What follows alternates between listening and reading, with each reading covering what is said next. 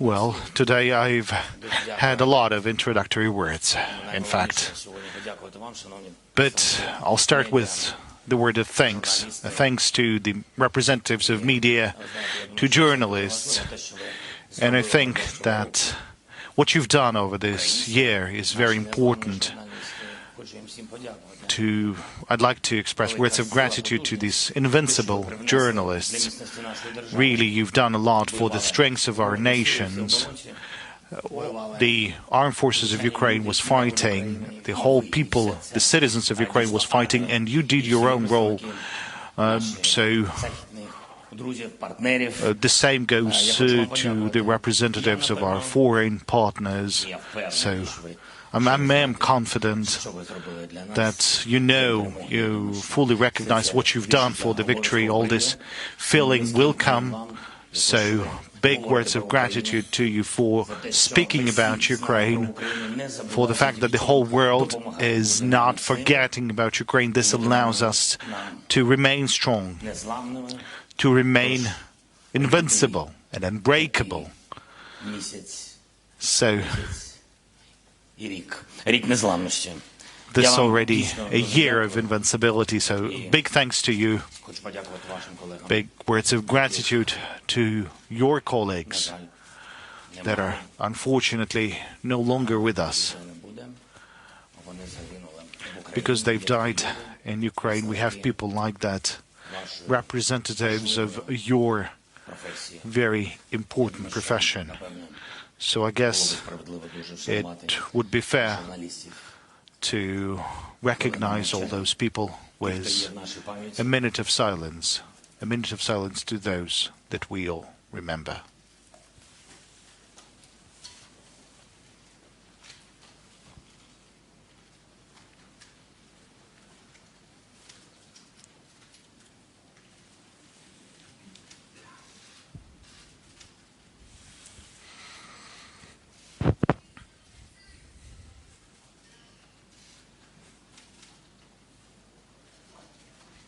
It's important to us. I think it's important to everyone. Now, I think we can start talking. Yes, don't forget to raise your tablets and introduce yourselves when. So, Christian, please, CNN. Okay. Mr. President, thank you for taking this question. Can we get him down? Mr. President, I'm interested in the timeline. Today, on the anniversary, you spoke to your own forces and you called for victory within this year. You have heard the Western friends, your partners, talk about as long as it takes. You know that the Russian leader believes that time is on his side.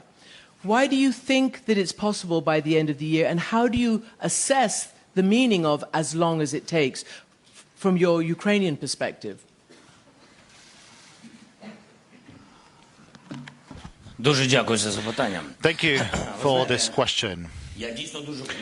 I really want, and I think that every single partner, everyone, will remain strong, will remain just as a fist. If all of our partners are united for the sake of our victory, because that's a victory of values, if all of them will remain committed to their words, to their time frames, and that's not going to be just talking, but we've already shown ourselves as strong partners, and there's evidence to that. So should all of us do this important homework, the bodyguard has...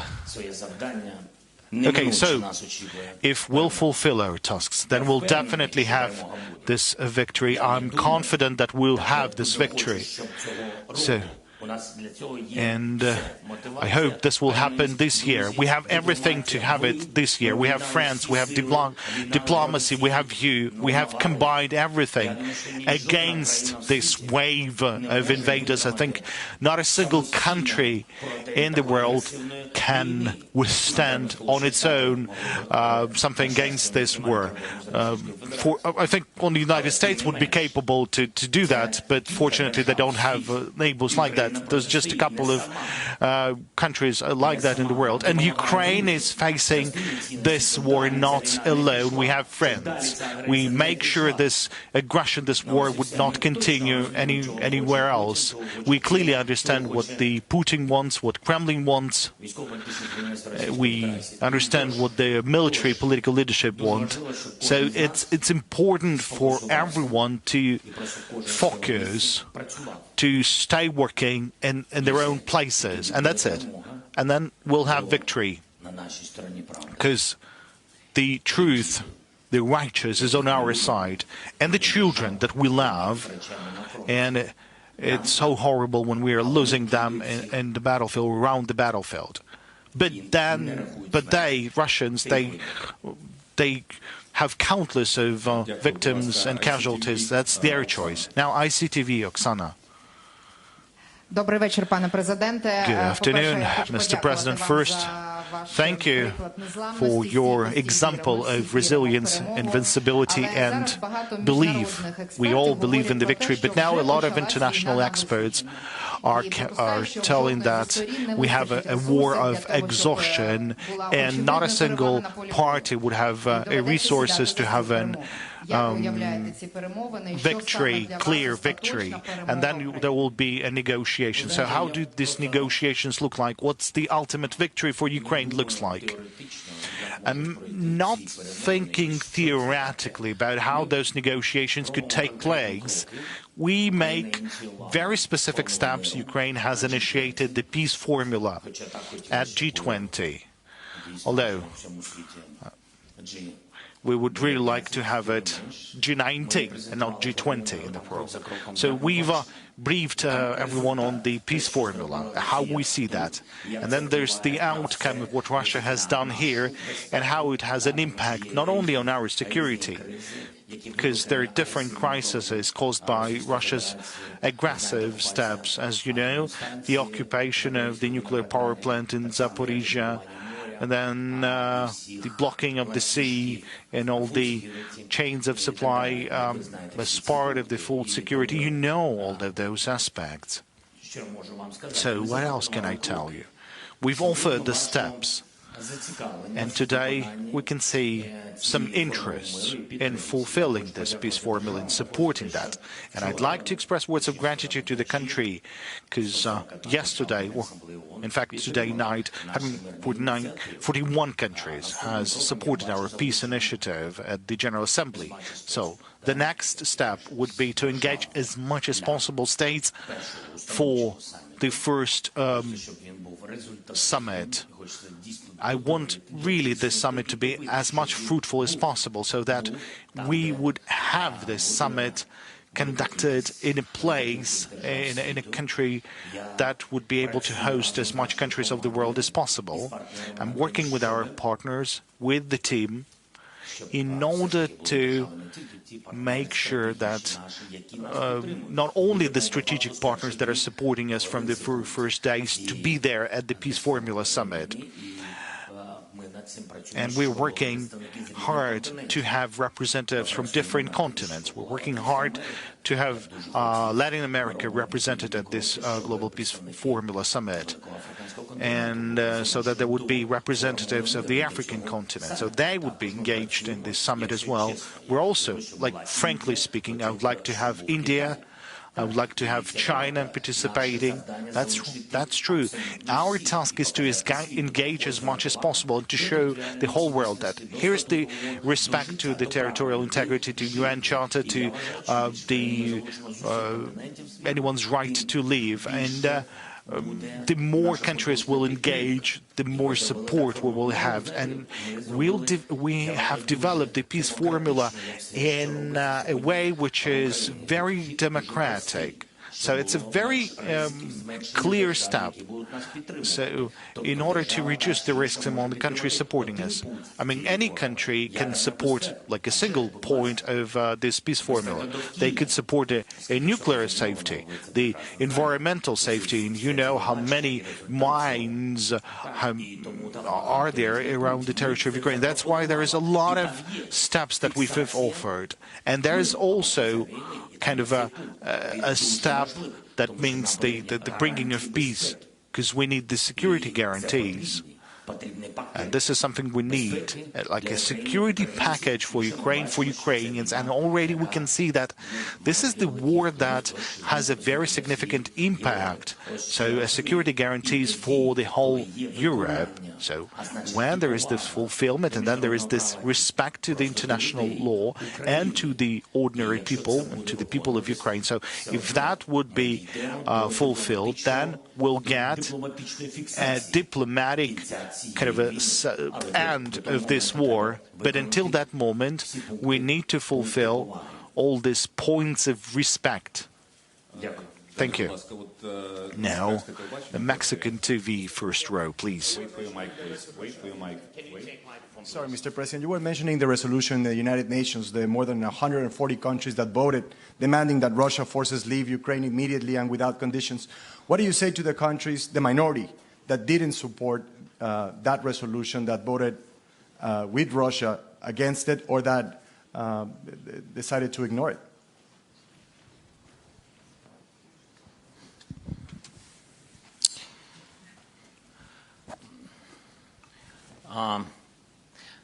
Ви знаєте, напевно, щоб Now, in order to understand the war, the consequences and the losses as the result of the war, because you're not only losing the territory, but you're losing people, leaving people.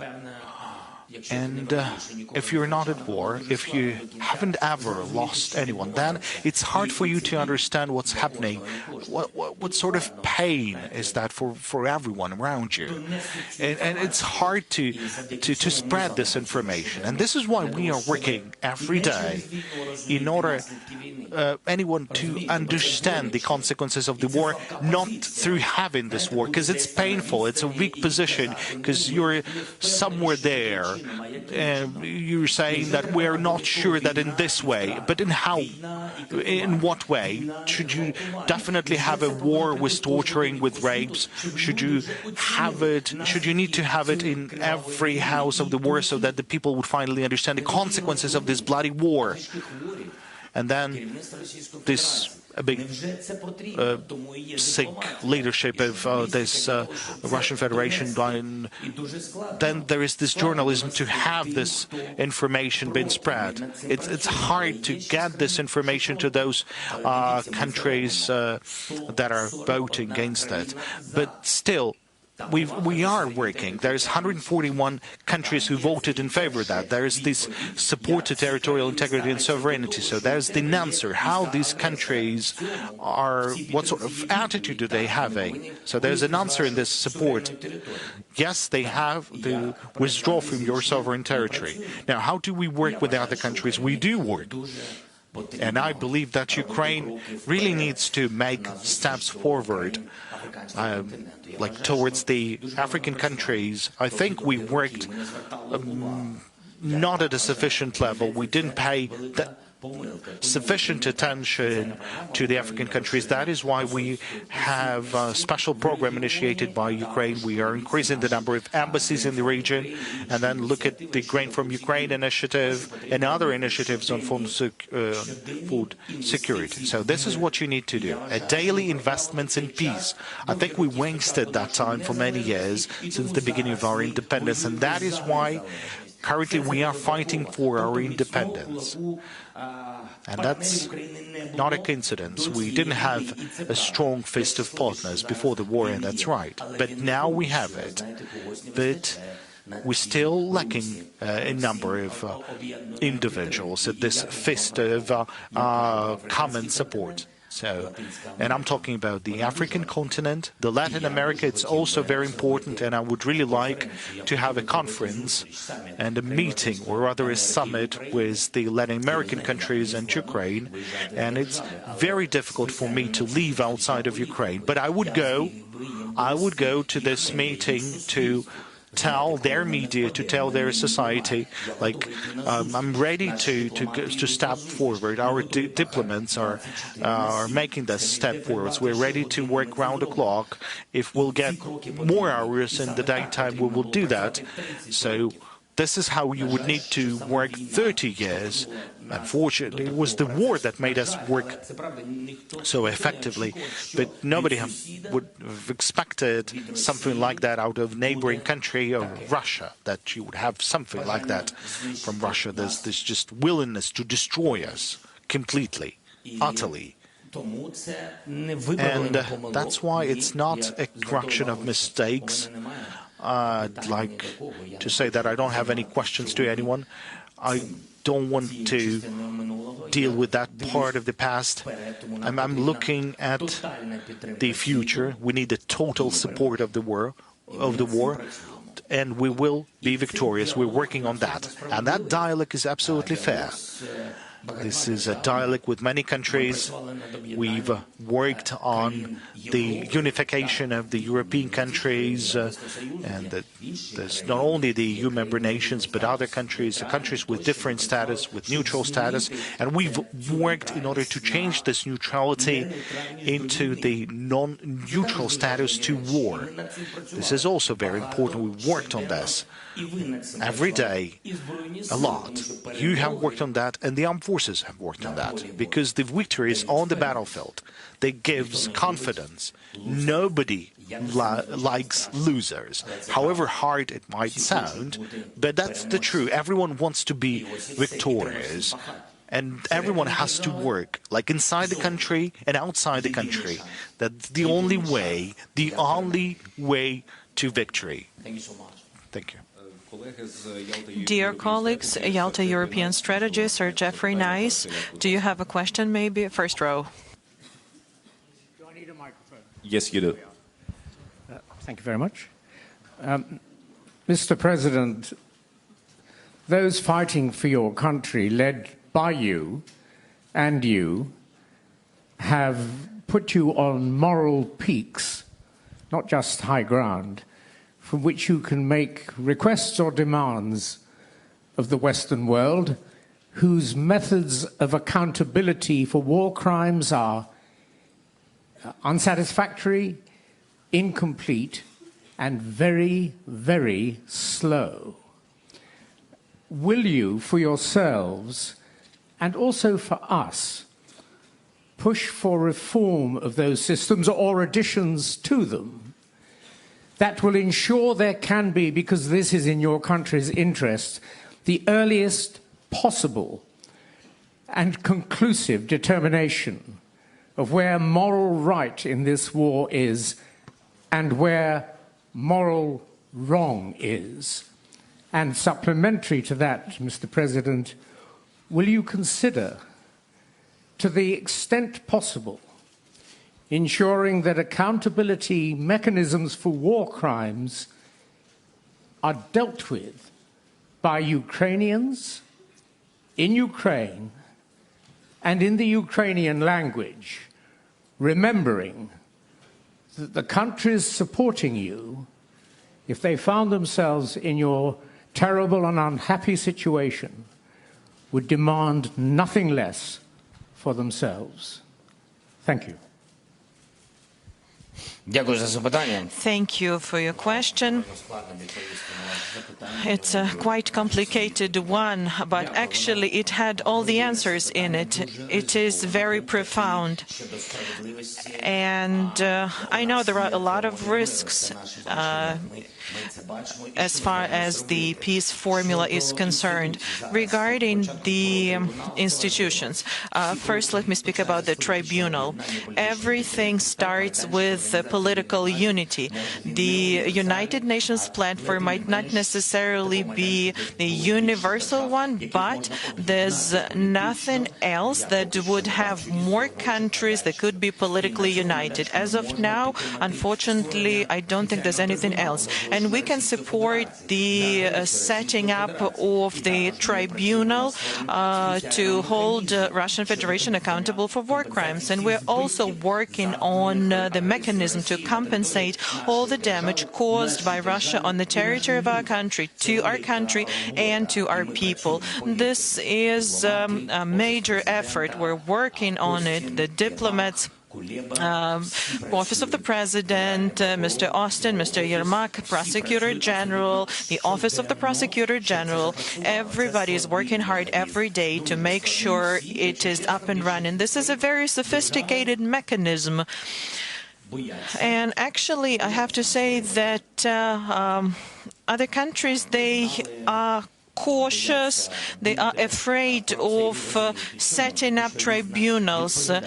You might understand why that it is. It's a matter of responsibility. But before you go and establish something in your country, you need political will and unification.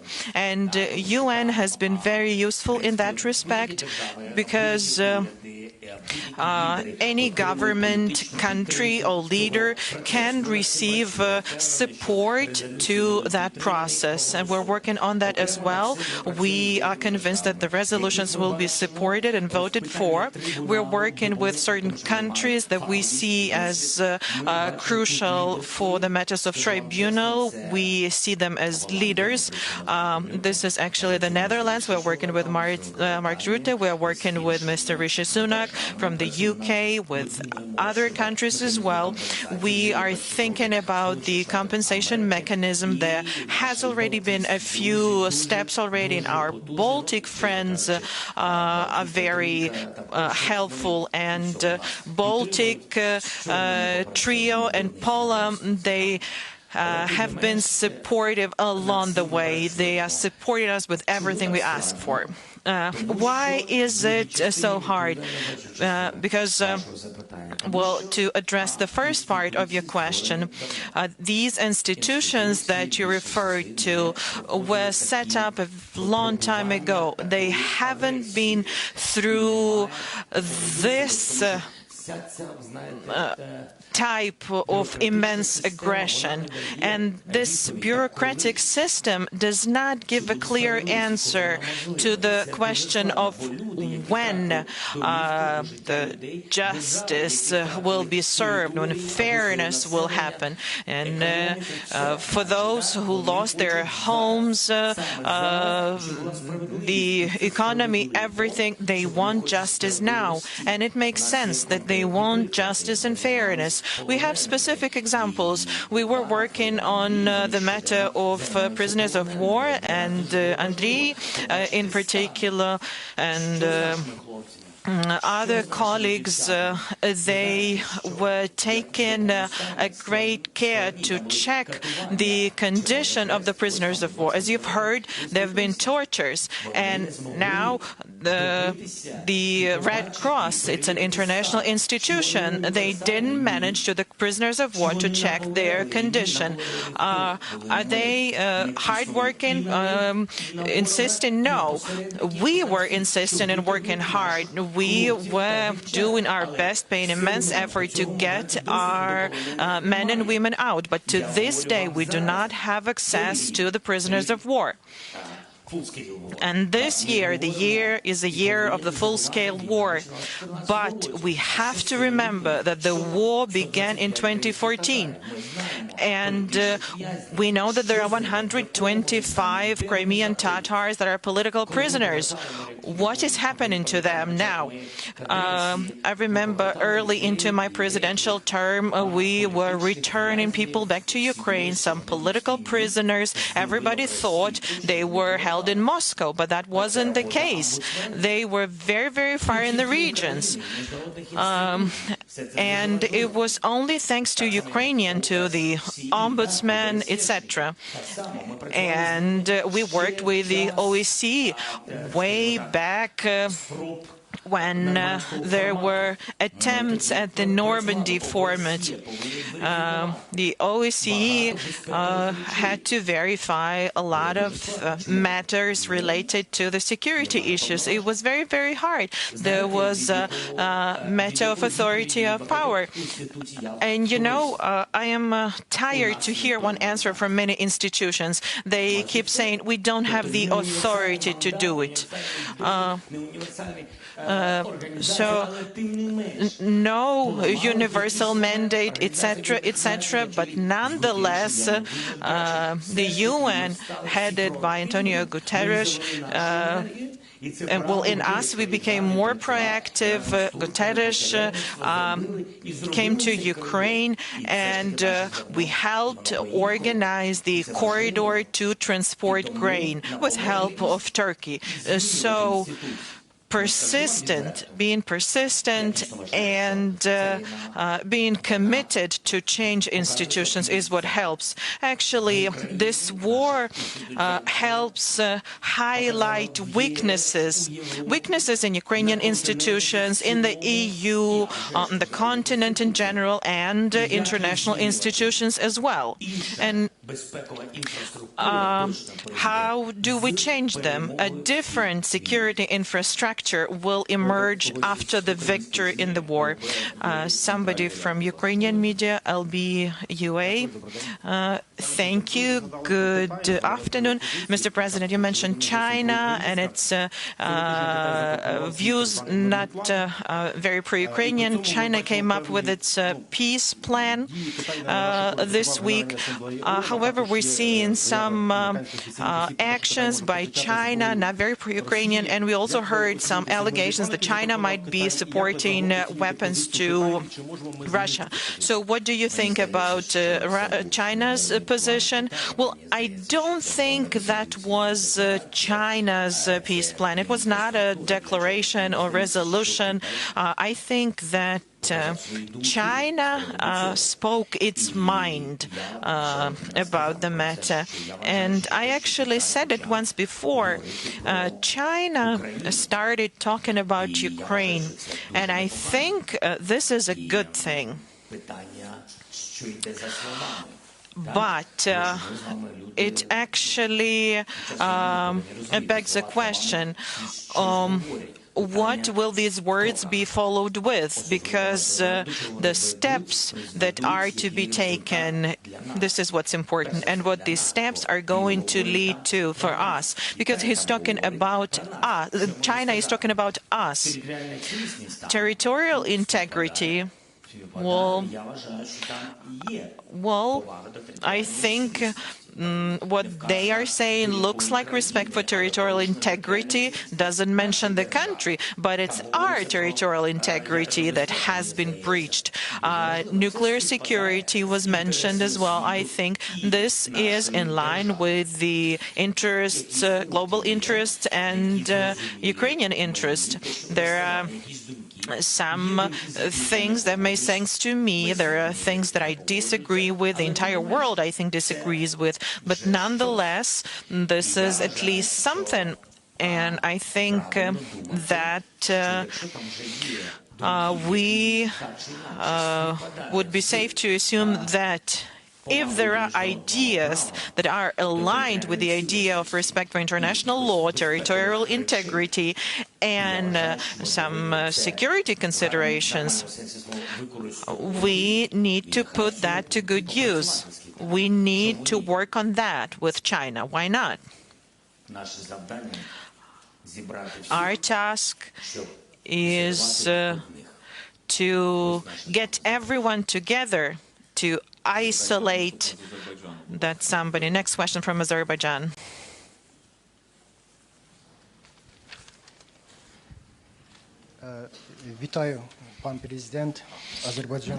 Good evening, dear Mr. President. I'm a journalist from Azerbaijan.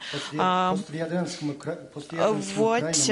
is the support to Ukraine from the post-Soviet countries, from Azerbaijan in particular? What specific steps do you anticipate, and what specific steps are you planning to take in internal and external policy? Mr. President, my son asked to take a selfie with you. Would that be okay? We'll start with what your son has asked, and then we'll discuss the question that you posed. Dear colleagues, but this is a bad example. Please, please don't be doing that. So your question was about my assessment of Azerbaijan's support. Well, actually, the answer is in the question. If an Azerbaijani journalist is asking a question in Ukrainian, that means he has made a choice between Russia and Ukraine. Thank you for your support. Thank you. Regarding President Aliyev, we are in touch with him. We communicate with him. We are grateful for support that he's extended to Ukraine, and he respects our sovereignty. I think that's priority number one. He has respect for the territorial integrity of Ukraine. He thinks that Crimea is Ukraine. Thank you. Let's talk to this part of the room. NPR, National Public Radio.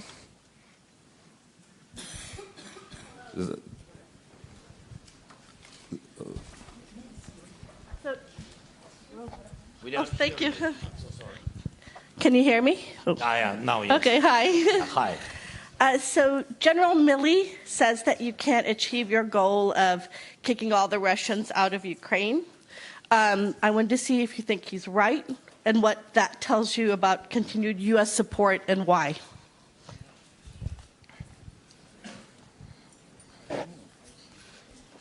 Дуже дякую. Thank you for this question. First of all, I know General Milley personally. We had a meeting, and I haven't heard that from him.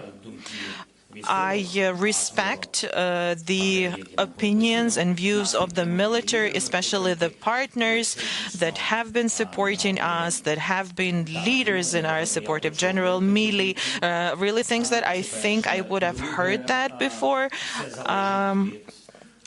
Secondly, support is everything.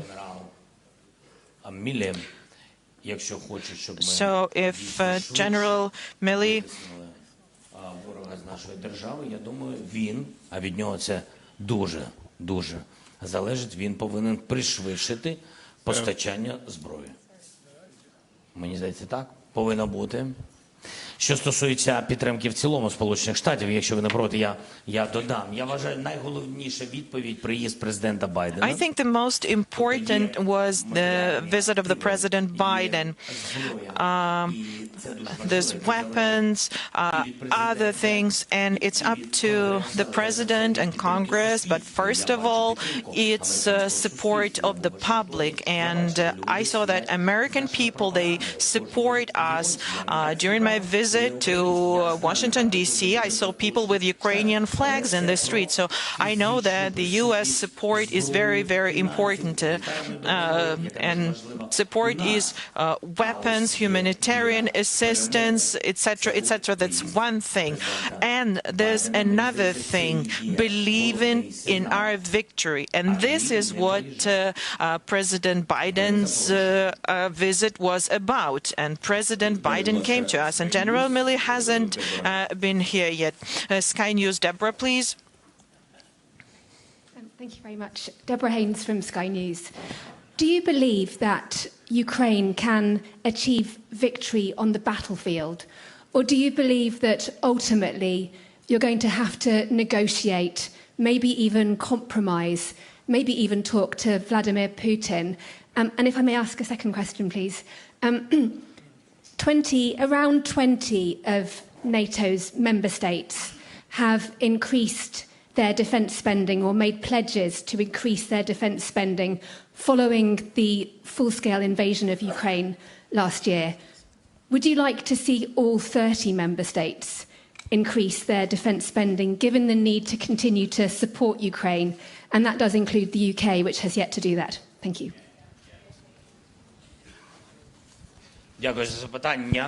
Thank you for your question. If I forget something, please make sure to remind me.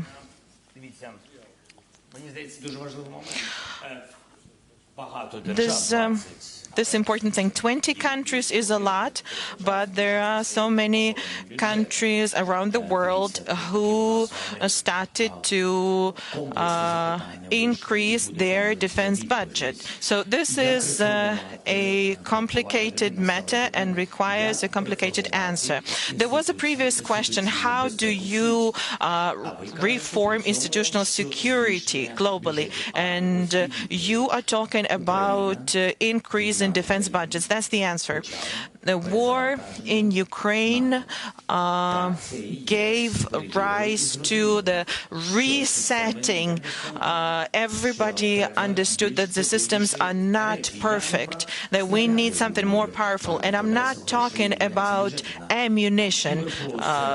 There's a lot spent on cybersecurity, information independence, etc., etc. UAVs, IT, cutting-edge technologies. Everybody's clear that there's no cookie-cutter approach. Probably other expenses are increased as well, but bottom line is that what we're seeing now is the security system being reformed, and I think this is the right step to take. And everybody saw what we could expect from the Russian Federation. And this brings us to the idea of compromise and negotiations. And we all saw that nobody ran to buy flowers. Instead, everybody went to buy weapons. Nobody wants to develop business with the Russian Federation. More and more sanctions appear. Sometimes sanctions hurt, but everybody's clear now that they're making you dependent on Russian gas, and if you are that dependent, then you're gonna get cold eventually, because at some point they might start thinking that they want to have their people in your country, they want a part of your territory, and then people realize that we need independence, not just on paper. We need real independence to defend our people, because this is what that one person has done with independent Ukraine, who was a neighbor and even, so to say, a friend yesterday. So this brings me back to the first part of your question. After everybody saw that they kill people, that they torture people, and they're not even trying to hide their attacks. They're talking about nuclear matters. They decided to take Iranian drones and kill civilians. And those civilians did not have guns in their hands. They had their children in their hands. And seeing this picture of the world, do you think we Ukrainians could sit at this to negotiate with all of this? I don't know how to call that. We call this phenomena Russism. I don't have a better word to put it. So that's the answer. We need to start from scratch. We need to go back to what was violated. Our right to live on our land needs to be respected. Leave our territory, withdraw, stop shelling us, stop killing civilians, stop destroying our infrastructure, energy sector, potable water, stop air strikes on the cities, stop killing dogs, cats, animals, stop burning the forest. So you go ahead and stop doing all of that, and only after that we'll tell you what format will be used to diplomatically put an end to it. Okay, now the Ukrainian Pravda, please, from this part of the audience. Good afternoon. Roman Krovets, Ukrainska Pravda. I'd like to go back to the major topic of this press conference. That's the year of the war. It's time for some intermediate conclusions, and my question is sort of personal. It's composed of three components. First, can you recall your personal, the most horrible day and the horrible night of the full-scale war? And second, we all humans, we can all make mistakes. Now, what's your biggest mistake over the period of the full-scale war? And third, who, over this period of the full-scale war, among your team, who sort of disappointed you? Thank you. Okay, I'd like to start with the one who disappointed me. Sorry, because who disappointed? All those who left on the 24th of February, all those who left Kiev, all those who were leaving cities and towns, all those who were supposed to fight for the country, who had to take care of the security of this country. So all these people have disappointed me. Now, my largest mistake, I don't know. I think there was some of them, because I'm working from early morning to late night. I'm a living person, and no matter how someone might think of that, so I make choices, so I am convinced that I'm making mistakes from time to time. What's important is that for me not to have any fatal mistakes, because I'm a guarantor of the Constitution, I'm the guarantor of the national security. So what's important is that I won't make any fatal mistakes. Now, with God's help, I've haven't made any mistakes like that. Now, what was the horrible day, or the horrible night, the most horrible night? Over this year, I think Bucha. What I saw, the moment we've deoccupied Bucha, it was horrible.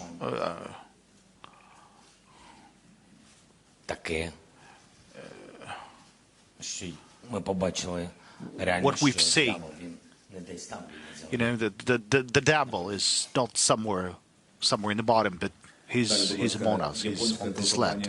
Now the Japanese company. Now I'd like to ask the colleagues to to pay respect to their colleagues, so just to ask one question, so please. Thank you very much, Mr. President. My name is Ada Suim. I'm from NHK Japanese TV. There is a G7 summit in Japan in May.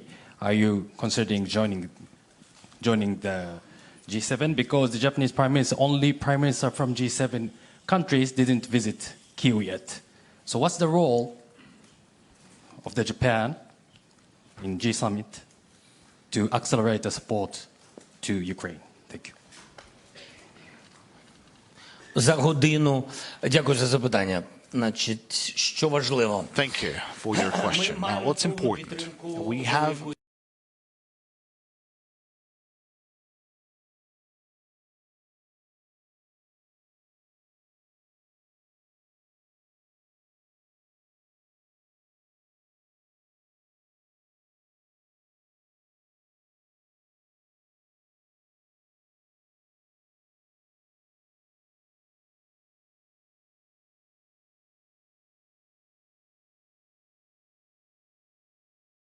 information will be sensitive. That now, talking about the support that is required to Ukraine and what the G7 is ready to provide to us, there's a significant package of support, and some support is coming from Japan. Let me concentrate now on Japan.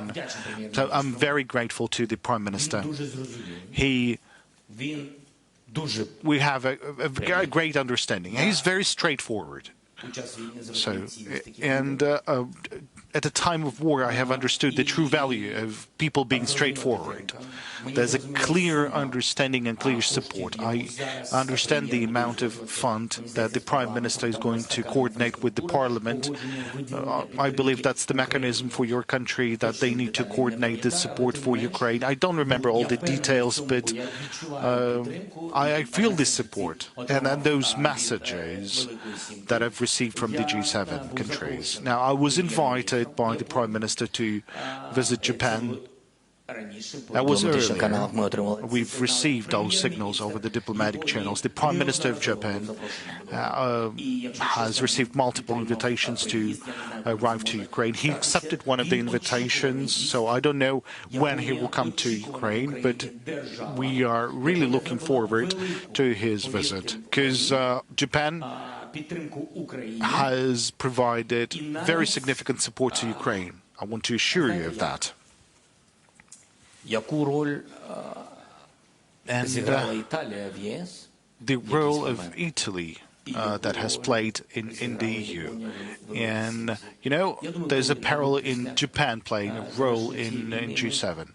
I think somewhere after the end of this war, we'll be able to talk about this role, because that role is very crucial, it's very positive, and I'm absolutely grateful for this. Now, the CDF. Please, in that angle. Okay. Ulf Schmiese, German television. Mr. President, 1 year ago, you've been the most wanted person worldwide. Now you are traveling sometimes abroad. You give press conferences without an embargo. Well, yeah. What makes you feel safer now? Are you less a target for Putin?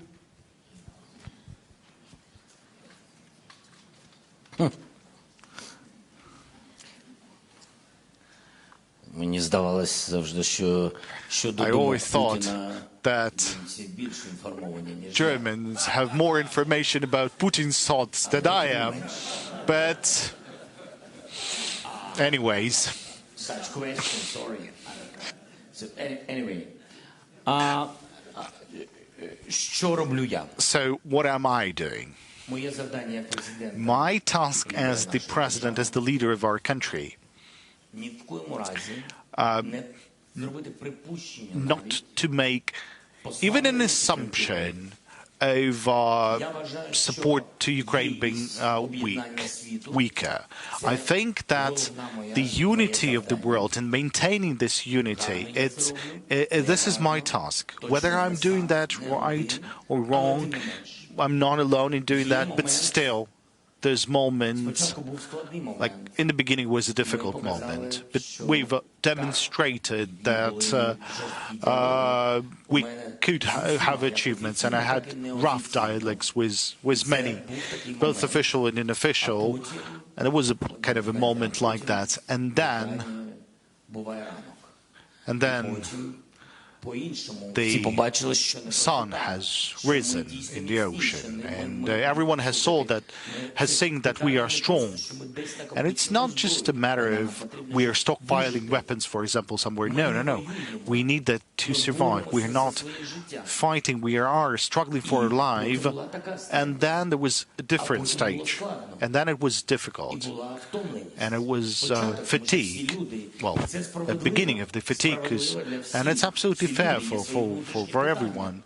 Every people has their own questions, challenges, prices, waves of inflation, many other things. The energy crisis, food crisis because of Russia's blocking seaports and doing many other things, causing many crises. And there are ordinary people. There's, you know, some of your thoughts, but then deep in your heart there's the support in Ukraine, to Ukraine. But so on the one hand there's the support to Ukraine, but on the other hand there's your own family. But it's important that everyone to know that this is not our war. We are fighting for all of you. And it's not this war that caused the crisis. It's the Russia that is intentionally causing this crisis in order to weaken your support and to blame Ukraine for this crisis. So my task is doing everything possible so that the world support would not be weaker.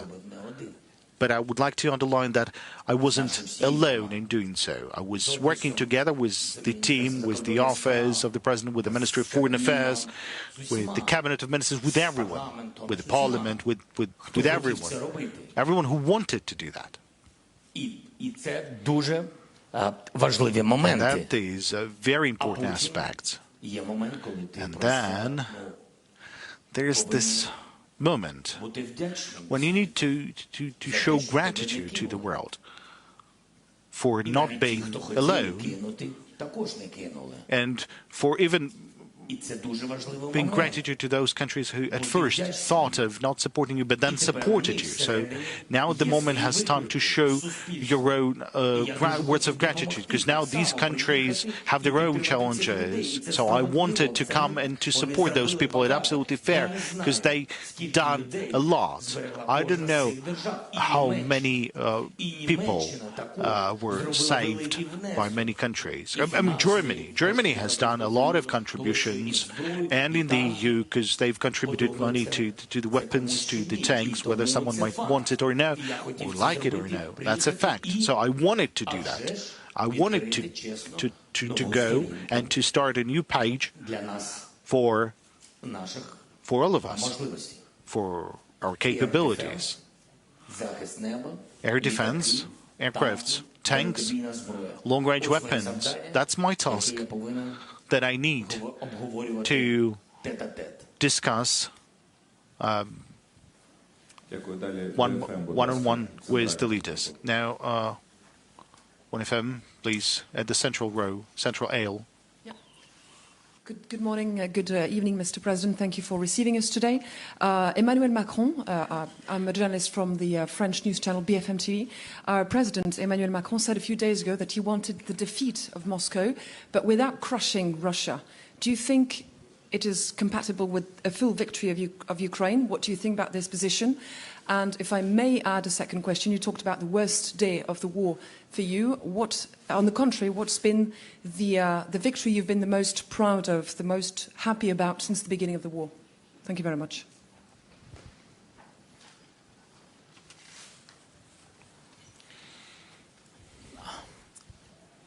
Emmanuel. Now, about Emmanuel. Many countries started to speak about what's going to happen after the defeat. I believe that this is informationally in favor to Ukraine. Now, what's going to be happening after this defeat? And it's important that the faith of the countries and the faith of the societies, because they always sort of get together and they always respond to the atmosphere. So that's a signal to all of us that most of the countries, primarily from Europe, they believe in the victory of Ukraine. And therefore they believe in the defeat of the Moscow. Now the major question, what you said. Now, what's going to happen to Russia? Do you mean this one? Do you mean that? Well, actually, I don't care what's going to happen to Russia, frankly speaking. They have their own state. They have to think of their own country. If they would be thinking about their own country, there would be no war. If they would be thinking about their own democracy, freedom of speech, democratic reforms, not having slavery, prosperity instead, then it would be a wealthy country, because from the standpoint of natural resources, they're a wealthy state, but that takes time. You need to think of that. And we are currently working, we're currently thinking. So if we're thinking about the development, then we'll have no time thinking about the aggression or whatsoever. Well, how to cope with COVID. Remember, that was a big challenge to everyone in the world, when all the countries, the adequate countries in the world, like they were then thinking what to do to their society. Now, someone else is thinking now, how about I do something against someone? So it's all about their question, their future, their destiny. Now, I don't think of this. I don't want to say that some leaders are mistaken about something. Everyone has their own point to raise, but I think that the elite, the business, which is sanctioned in a very failing manner, their accounts being blocked, their yachts being blocked by the oligarchs of Russia, their real estate, their business outside of Russia is also being blocked. All of that is something that these wealthy people are not very happy about. They had their children studying abroad, that's their right. Now they're deprived of all this comfort. But what do they have? They have what is left in Russia. Now, do you think they would allow really to have 20 or 40 or more Russias instead of one? Do you think they would be sharing their own business with someone?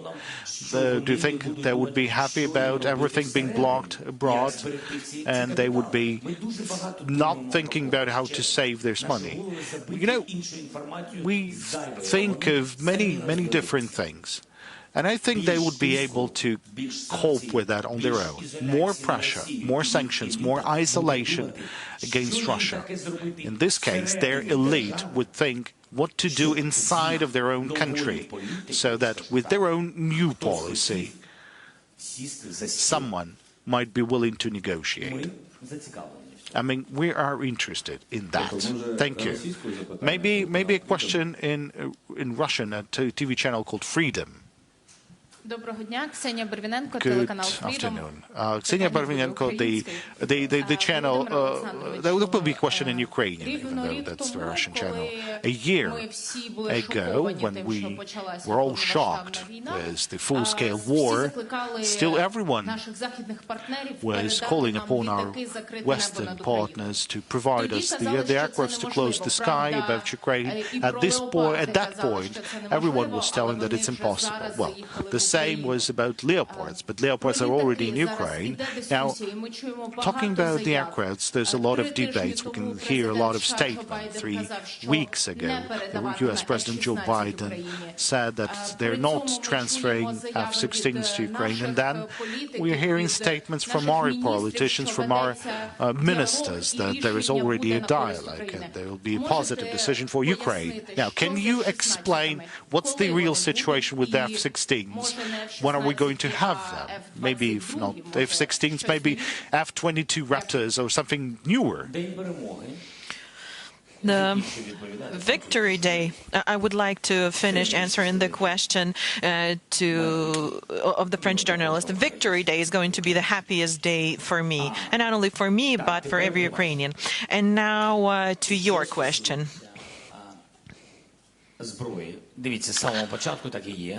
Regarding armaments,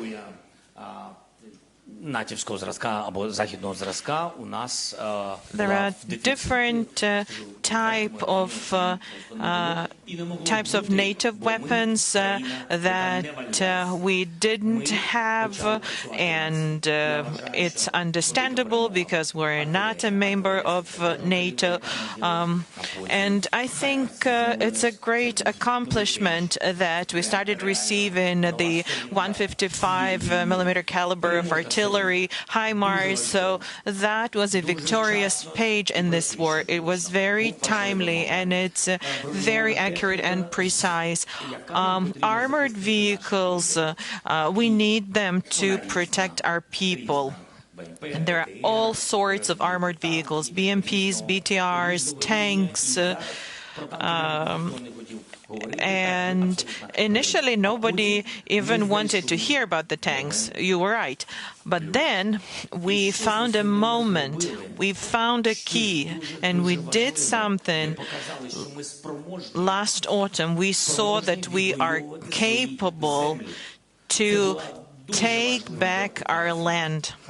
The occupation of the Kharkiv region was crucial, as well as Kherson's deoccupation. Without that, we wouldn't have been successful in receiving new types of weapons. I believe nobody in Ukraine couldn't even fathom that we would have Patriots, but now we are receiving help. People believe in us. There's a tank coalition. This is a lengthy, hefty process. This is the only weakness, because time means more people that we lose. And it's horrible to be losing our defenders. So that is why expediting deliveries of weapons, expediting delivery of not only air defense, but counter UAVs technologies, sea drones, etc., and also aircraft. And our partners, they know that we want to use that to protect our sky, to protect our people and our infrastructure. And that is why we started working on it. I had a meeting with the Prime Minister of the United Kingdom, and actually this meeting is an answer to the question whether Ukraine stands the chance of receiving high-level aircraft. The training with the UK is starting. I had a meeting with Polish Prime Minister Mr. Morawiecki today. We are looking into training opportunities. We are negotiating. And there are 3 more European countries that we can receive training and aircraft from. It is also a matter of time because it requires training, but this is what we're looking forward to, comprehensive protection of our sky. Financial Times in the center. In the center, please. Gillian Ted, Financial Times. A very quick question. You talked about the Chinese peace proposal and welcomed some element of it, but it did not mention at all the withdrawal of Russian troops from Ukraine. Given the views of the parliamentarians, does that mean the Chinese peace proposal is dead in the water?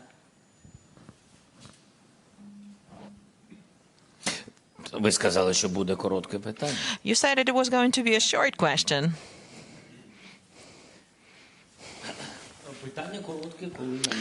Well, it's only a short question when the answer is short.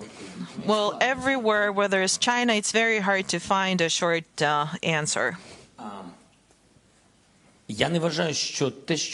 I don't think that what China did was an offer in and of itself. I believe it's only the state on whose territory the war is taking place can do that. So we came up with an offer of our own. We came up with the peace formula. Well, I think it was an important signal that China looks like is going to participate in it. That seemed as their views. As of now, I'm seeing this as a signal only. I don't know what comes next. It depends on the further steps taken. I want to believe that China is going to side with the idea of fair peace and fairness, which is our side. I really want to believe that China is not going to supply weapons to Russia. This is very important. This is priority number 1 for me, and I'm doing my best to prevent that from happening. It is very important for us. Because, you know, it's better the way things are for China now than in Russia's embrace. Because, you know, there's this risk of the Third World War. And only after we see specific next steps? Will we be able to discuss them? So far, I'm just seeing an opinion. The most important is territorial integrity, and territorial integrity implies withdrawal of Russian troops. If it's not there, that means it is not okay with us, the way it is written now. If this is what's implied, that there is no withdrawal of Russian troops.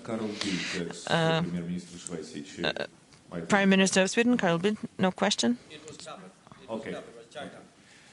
Thank you. Then next, Anadolu Agency, please, here.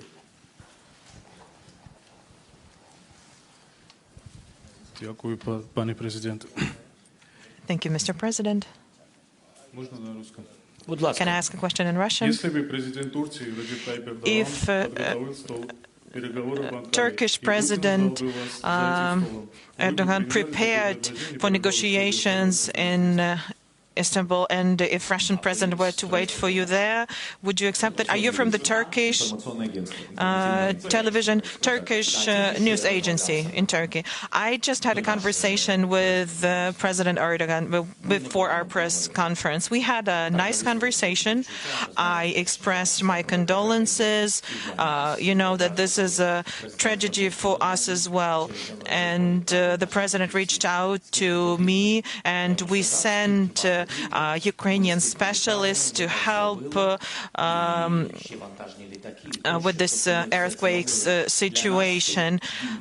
We sent cargo planes. This hurts us too. As a country in war, we perceive this pain as our own. I'm very grateful to President Erdogan for his assistance, with the grain trade matter, with Azov regiment. We managed to return some of the men that could have been executed. It wasn't all of them, but still, President Erdogan has done some things that are very, very useful to Ukraine.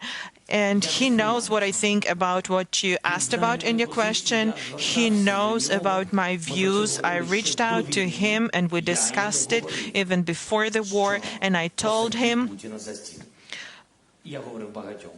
as well as I told that to many other people, I said to him, make sure Putin agrees to sit at the negotiation table. We cannot have a full-scale war happen. And he couldn't do it. But now he thinks he can. But we no longer are able to go for that. It's a different person. Putin, there's nobody to talk to. Ukrainsky Noviny News Agency. Good evening, Mr. President.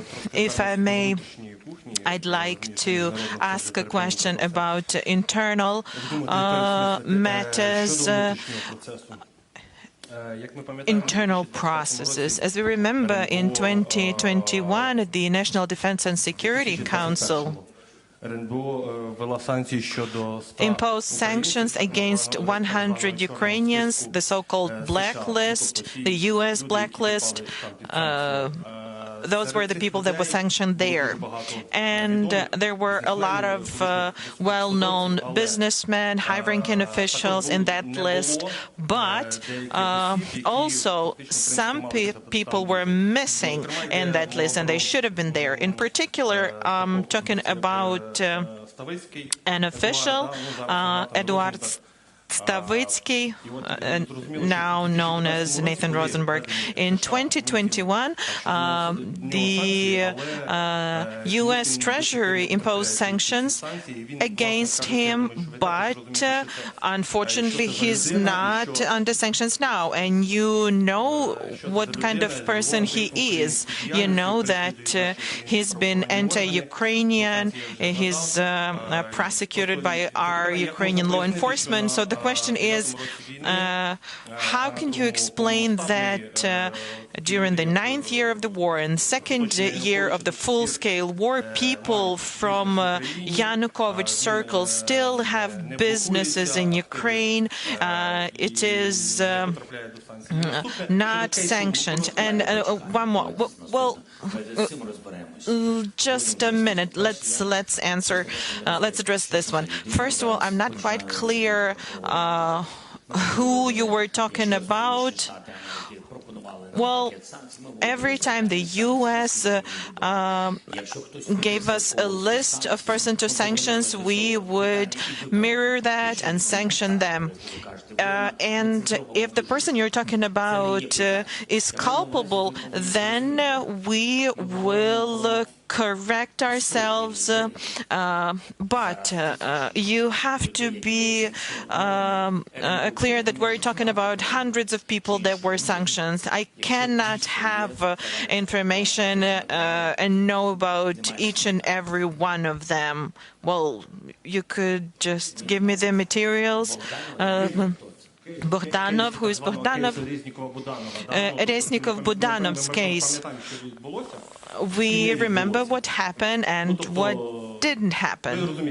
You understand what I'm talking about, right? I just wanted to hear from you what happened exactly. Please ask a question.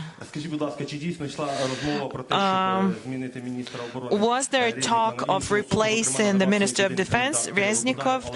In particular, Mr. Budanov was a candidate, but he wasn't appointed due to some reasons. Well, the reason was that it's only the civilian that has to be a Minister of Defense, but he's military, and so that runs contrary to the law. Did you have a conversation with Reznikov and Budanov about the situation? Well, the decisions that I'm making as a Supreme Commander-in-Chief with regards to the security and defense of our country is something that I do not discuss publicly, some of the decisions. One of those decisions is security situations in some areas of the country and some institutions. I had some ideas. I'm not talking about the ministry specifically, but rather about the infrastructure that is supposed to be providing security. So I was thinking about making them stronger with different approaches. And this was with regards to the border regions of Ukraine and temporarily occupied close to the line of contact, bordering the occupied territories. And this is the context in which I was discussing this matter. Had I wanted to appoint our main intelligence official as a defense minister, we would have done it in line with the Ukrainian legislation, of course. AIK 24, Israel.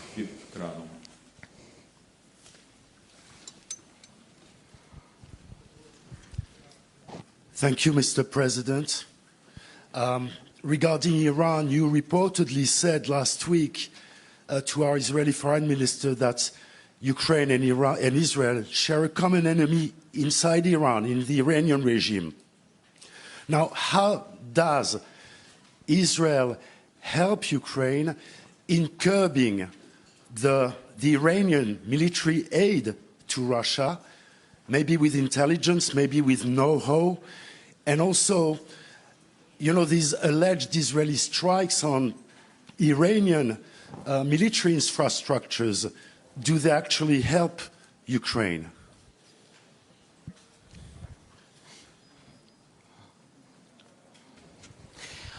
Thank you for your question.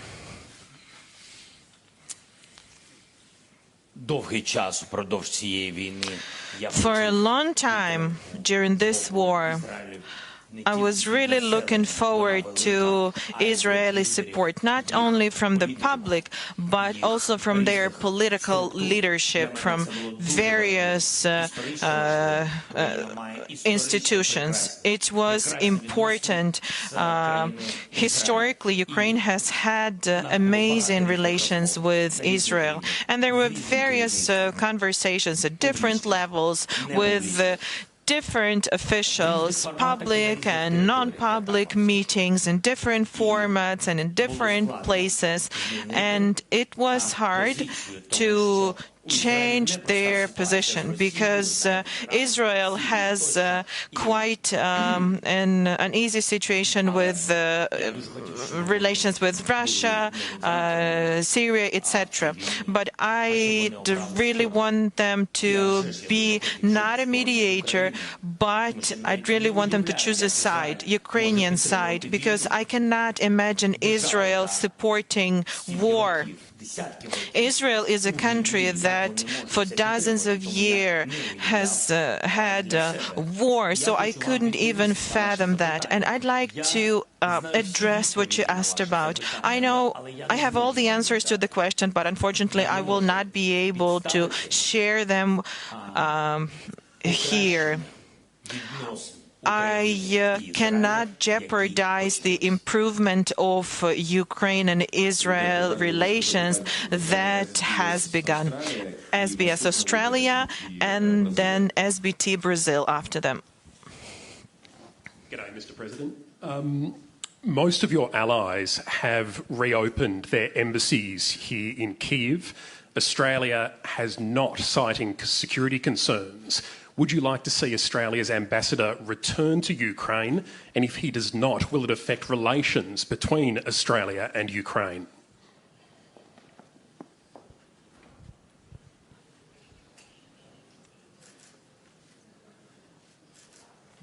Приємно мати справи. It's so nice to hear a question that you can say yes to. Наступне, пане президент. I'll be very happy. Really, I have relations with Australia, and really, they really helped us a lot. And you know, the very important thing, I had big, huge deficit with armed vehicles, and it's very important, yes, moment. And I don't want now to share all information how many we've got from Australia, but anyway, we've got it, and that is great. That's why to shake hand the ambassador of Australia, I'll do it with pleasure. Please come. Come back, but on Bushmaster. We need one more. Далі, будь ласка, Бразилія. Brazil.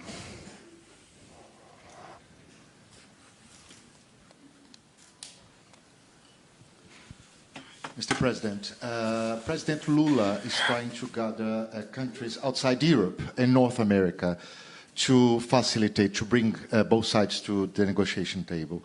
Have you talked to him about this proposal? And you know that Brazil is supporting Ukraine in the UN, but has a different approach on sanctions, delivery of weapons and ammunition. What do you expect from Brazil, from another American countries? And when are you going to talk to President Lula? Дякую. Дуже дякую. Thank you. I've sent him invitations to arrive to Ukraine. I'm really looking forward to have a meeting with him. I would really like him to assist me and support me with a platform for conversations with Latin America. I'm really interested in it. I really appreciate some of the steps of Brazil, really, of supporting us, our territorial integrity and sovereignty. That is for us so important, especially now. Yes, and what I'm just waiting for our meeting, because you know, eyes to eyes, face to face, I will be more understandable, and I think Ukraine will be more understandable. That's it. Thank you. Now, Vipro from Netherlands, please. Mr. President, thank you very much. First of all, do you think in your lifetime you will see President Putin inside an international court, for example in The Hague, the international capital of justice? And second, you just met the Prime Minister of the Netherlands, Mark Rutte, and you talked about the delivery of F-16s. Is it correct, that's what we heard, that Ukrainian pilots will be trained to fly on the F-16s, for example, by the Netherlands? Well, it appears that both the first and the second question, it all depends on Mark Rutte. I mean, the situation in Hague and the possibility of providing us with aircraft. So, I believe that it's important for Ukraine that we have a very good personal relations with Mark. We have a very good relationship with Mark Rutte. So it's good for Ukraine. Thank you. Okay, we can proceed. But looking at what you've said in the very beginning, yes, it's important to, well, to settle this matter with the accountability, with justice till the very end. I mean, having killed so many people, so many civilians, so you can't just have the situation at a stop, as we can see from different political proposals, like searching for a way out. Look, there are so many people being killed, and here is this leader of Russia, leader of a great country, and they have to take responsibility. I mean, it's not a child. It's not a child who broke something and you can simply forgive that. And I think then there is the different age when you need to be responsible for the crimes committed, to stand trial. Because, you know, there is a room for jokes, and that's something you would like to watch with popcorn, but that's only if that would be funny. But that's a tragedy. There's so many people, civilians killed, and that is why you would need to take responsibility for what was done, and I sincerely hope there would be this responsibility. This photo, these are the sunflowers of the location where MH17 was down in Ukraine. As you know, many Dutch people were on board of that plane, as other nationalities. Have we got a common goal to get President Putin in front of judges, because Dutch investigations found out that President Putin decided to down MH17, as he has decided to go into your country. And the Dutch photographer wanted to give you this photo of the sunflowers on that location of MH17. Please keep your photo, and we'll take it after the press conference. No. After the press conference, please. But I know, you know, I had so many different presidents from different countries, and always they said, our bodyguards or Sergei, they said after, and you will see something after, but I didn't see yet. You know, that's always like this. So thank you that you showed me. I will remember. I will remember it. Yeah. Що стосується, послухайте, в чому сила, я вважаю, main strength of Rutte and your system, and what's the strengths of the results and the outcomes and the court rulings. I believe that Hague and Netherlands and Mark, this is something we've talked about today, that the justice, it's very hard to have it. But what's important is that Netherlands always gets things done till the very end, just as it was with MH17. So I hope the same would be with the war, that we together will have this case towards the court and towards the fair court ruling. Now from Spain, and while you were waiting for the microphone, it's getting darker.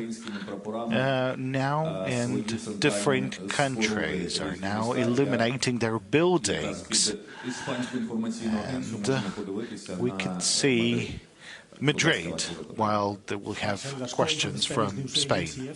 I would like you to comment on the Spanish support that yesterday our Prime Minister promised that maybe he will send 10 tanks, or he will consider sending 10.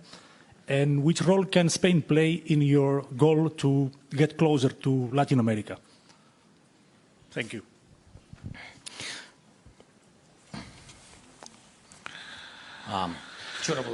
Yesterday. Was it yesterday? Was that yesterday that we had a meeting with Pedro? Oh, it was yesterday, indeed. So yesterday we had a meeting with Pedro Sanchez, the Prime Minister of Spain. First and foremost, I want to say that we had a lot of skepticism in Europe, and that's correct in terms of our candidacy. And we met Pedro, he met Ukraine, he got accustomed with Ukraine. So Ukrainians played a great role. He saw our country, he saw what we are fighting for, he saw the way we're changing. What's important that he saw that institutionally we were running in parallel. I mean, everyone has continued to work. All the banking institutions, the rest of the institutions still working despite the war. And I think it's great that he came in April. He was among the first leaders to arrive to Ukraine. So we found the relationship through him. And I think that the Spanish society has understood Ukraine better through him as well. And then there was this attitude of your society towards our internally displaced persons and refugees. If I'm not mistaken, there's 165,000 Ukrainians currently hosted in Spain, and that's a lot of people. He understands what we are fighting for. He supports us in the EU, and I know that he's supporting us in the security matters within the NATO. And from what I can see, that Pedro Sanchez, we've already established some personal connections with him. He said that we will help. He said that about increasing the number of tanks, and I think that's his authority to say how much more tanks he can get for Ukraine. We talked about other equipment for Ukraine. We are grateful because we had some previous conversations about Hawks. That's the air defense systems that we were supposed to receive, then some other gear and ammunition to reinforce the capabilities of our forces. So that's something that we have. Then NBC, please.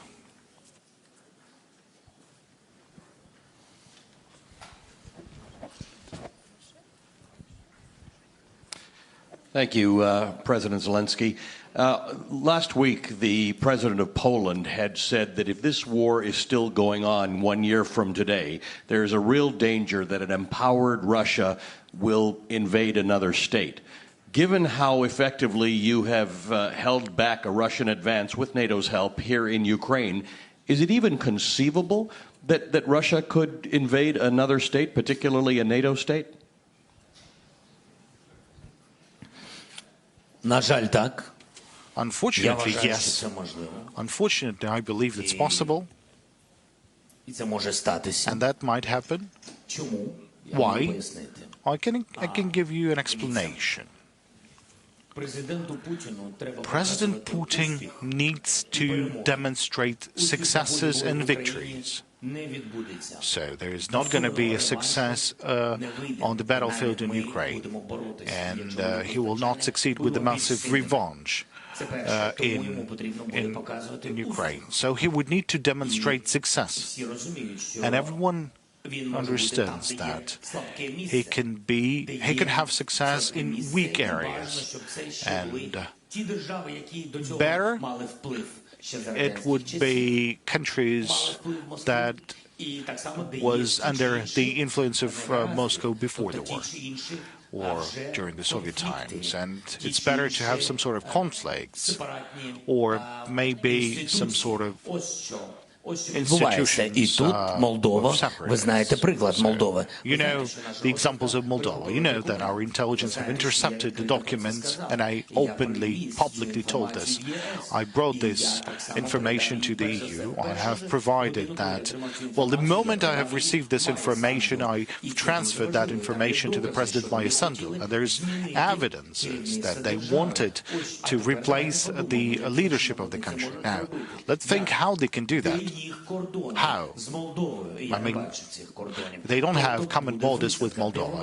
That means there would be an amphibious operation. That means an attack from the Transnistria or the attack of the Chisinau. So that's something that is happening, and they might be doing that. They might be developing this direction, because I don't remember when was the meeting. It was on the 10th of February. There was the meeting in Brussels. Now then, that's the end of. Now we have this end of February. That's the 24th. So it took them 2 weeks to find a different informational attack. So now they're saying that the situation at the borders, along the contact line between the Transnistria and Ukraine. Now, at this area, they're saying that there's some misunderstandings, some shots being fired, and they're saying through the media that Ukraine is planning to go to Transnistria. Why? Because they clearly understand that we respect the territorial integrity of Moldova.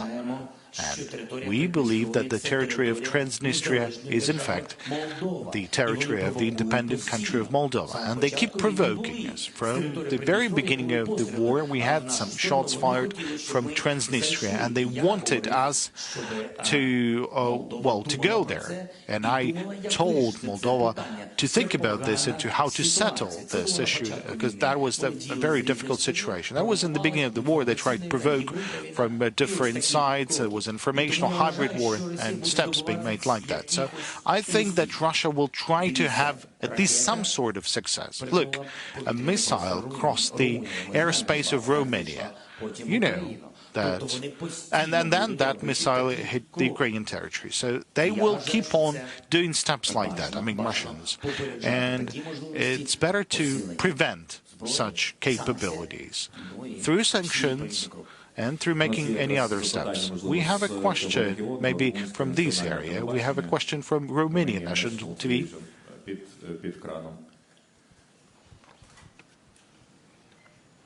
Mr. President. Wait for your microphone, Mr. President, please. if after a year of war, even more, you may feel that solidarity in other countries may be diminishing, can be tiring, what is your message to them? Thank you, Mr. President. Який меседж?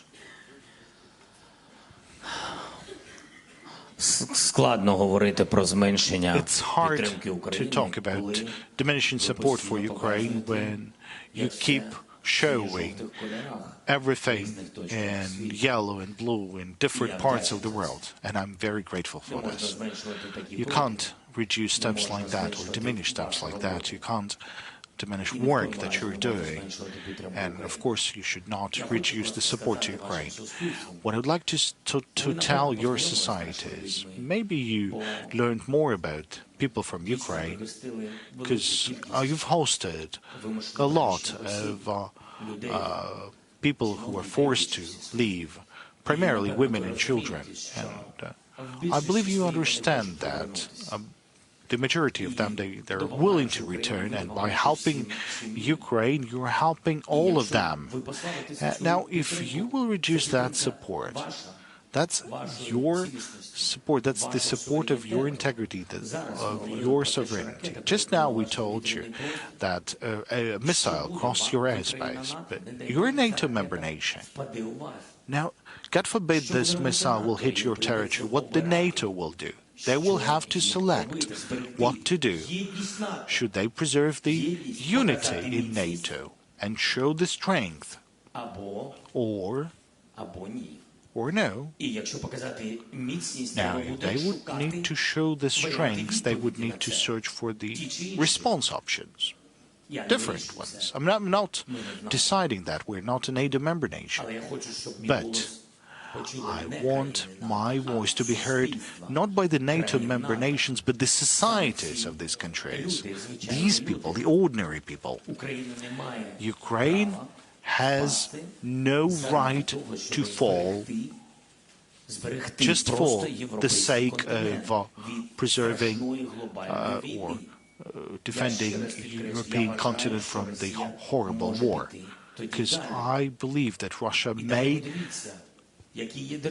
proceed with its actions. Now, look at the countries where they would like to have like an influence, just like it was during the Soviet times.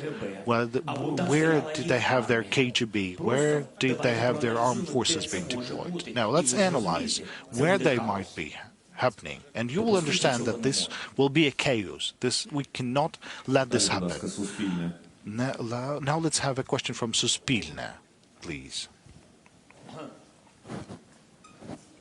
Thank you for this possibility. Mr. President, surely you know that thousands of Ukrainian children have been abducted and deported from the occupied territory, from the destroyed cities. And this is an unprecedented situation when so many children have been abducted. And they were forcibly kept in the boarding houses, boarding facilities. So I have a very simple question. How and when we will return those children? Are we making some steps now? What can we do with the help of the international organizations and our partners? Thank you. We cannot take the children back by force because we cannot enter the territory of Russian Federation. No global institutions can do that by force either. They cannot do it either because they don't have a mandate or because Russia doesn't want to let them in. So what we can do, we can exert pressure. There's going to be United for Justice conference in Lviv, and there will be Prosecutor Han invited high-ranking leaders, prosecutors, international organizations, and different solutions are going to be discussed. Sexual violence tribunals, kidnapping of children, crime of aggression, etc., environmental matters. So that's one line of work. Secondly, our ombudsman is working. We have a coordination center that is working. It's very hard. Russians think that they didn't steal anyone. They believe that they provided shelter for those who were fleeing Nazi. The children will return home, and there will be accountability for what was done. So that's it at the moment. We are talking to the leaders about it. It is important that this matter has become one of the most important in the agenda. It is being discussed with leaders in the European Union, and I'm convinced that the more we bring it up, the more we'll be able to locate those families, the places where our children are, the higher the chances that this helps. This is not just a clear path, a clear plan. The only thing that is certain is that we need to deoccupy our land. I don't think we'll be able to return 100% of the children as of now. But after our victory, the children have to come back home. ABC. Thank you very much. Thanks for the opportunity. Mr. President, opinion polls in the United States are suggesting that a growing number of Americans believe that the US is giving too much support to Ukraine. What would your message be on the anniversary to those Americans? Thank you.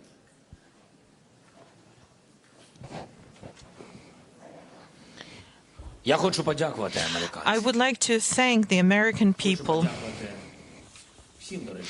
I would like to thank all of the American people that are supporting Ukraine, the Congress, the President, the TV channels, the journalists, and everyone that has been supporting us. And that percentage of Americans, as you've mentioned, is increasing. I can tell them only one thing. If they do not change their opinion, if they do not understand us, if they do not support Ukraine, they will lose NATO, they will lose the clout of the United States, they will lose the leadership position that they are enjoying in the world, that they are enjoying for a very fair reason, and they will lose the support of the country with 40 million of population, with millions of children. Are American children any different than ours? Don't Americans enjoy the same things as we do? I don't think we're that different. And I'm actually very happy that we have bipartisan support, but we keep hearing those messages from time to time, and they're dangerous. There are political leaders that are elected by people, and if this issue is raised, those political leaders need to be responsible and cautious because people are looking at them. Who wants a third world war? Would anyone would anyone be willing to accept that risk? The U.S. is never going to give up on the NATO member states. If it happens so that Ukraine, due to various opinions and weakening and depleting of assistance, loses, Russia is going to enter Baltic states, NATO member states, and then the U.S. will have to send their sons and daughters exactly the same way as we are sending their sons and daughters to war, and they will have to fight because it's NATO that we're talking about, and they will be dying, God forbid, because it's a horrible thing. I wish peace and Ukrainian support to the United States. TV4, Sweden.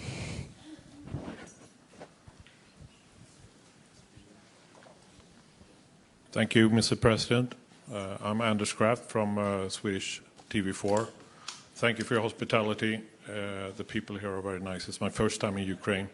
Today, Sweden decided to donate or send more tanks and more military aid, including Leopard tanks. Do you have a special message, something for my viewers, the Swedes, today? I would like to thank them.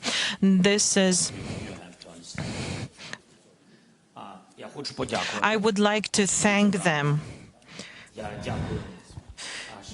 Genuinely, I'm very grateful to Sweden. This is a very powerful aid package. We are enjoying amazing relations with Sweden, with the Swedish leadership at various levels.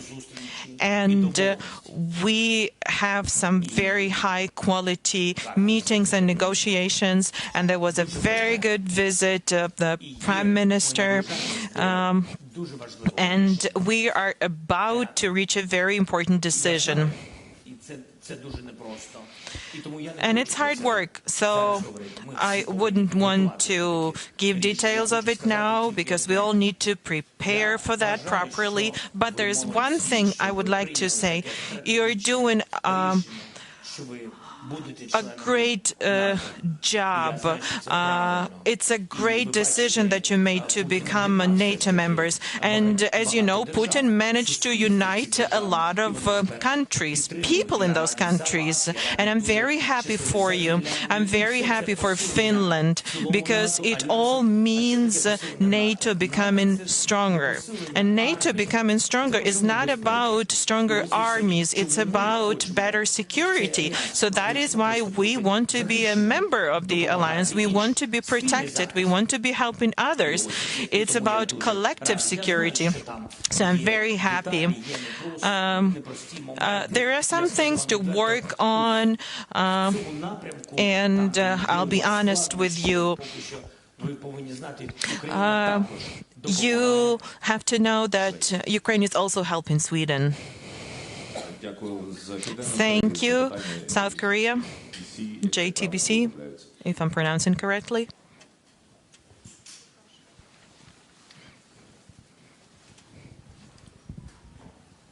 Thank you, Mr. President. I'm Hong, JTBC from South Korea, and I have one question.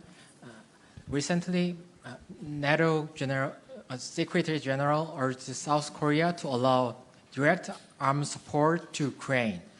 Has the Ukraine government asked South Korea for direct arms support, and can you tell me why?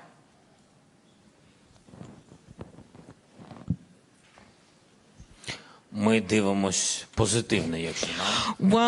it would be a great thing if there's direct supplies of weapons to us. We would welcome that. We actually invited the leadership of South Korea to come to Ukraine. We were working on a visit of our Prime Minister to South Korea. This was at the time when it was very hard for me to leave the country. We are very much interested in our relations. Our bilateral relations, that is very important for us. And I think that we can continue it, and that's it. What can I say? There are some details what we discussed with other countries about your great country, and I hope that you will find possibilities to help Ukraine. Thank you so much. Thank you, Rada TV channel. Thank you, Mr. President. First of all, thank you for being with us throughout this year. Very often we hear since the onset of the full-scale war some public forecasts, some information about critical moments, turning points. I don't think that these are the terms and concepts that are used at the Supreme Commander's HQ. But I have to ask a question. What are the odds of physically returning Crimea back to Ukraine? And what would be the reintegration solutions for Crimea that hasn't been with us since 2014. Everyone in Ukraine really wants the next step to be the final one, the victorious one. And very often someone gets emotional when talking to the media, even governmental officials of different levels. They sometimes say that in some time this and that is going to happen. Why? Because everybody wants it to happen. Everybody wants to bring back all of our territories. Well, We're all human beings. Sometimes these are mistakes, but we want the victory so bad because we deserve it. We really want the war to be over. We really want peace. We really want to return everything, to return our people, to bring our people back. This is what we want. We want our military, our defenders to come back alive. We want life to return to Ukraine. It is not enough. Emotions do not suffice. Emotional statements are not enough. So regarding steps to be taken, there's only one thing that I can say. It all depends on us, and I'm grateful to you for being here throughout this year. And it all depends on us. There are military steps to be taken, and we are getting ready.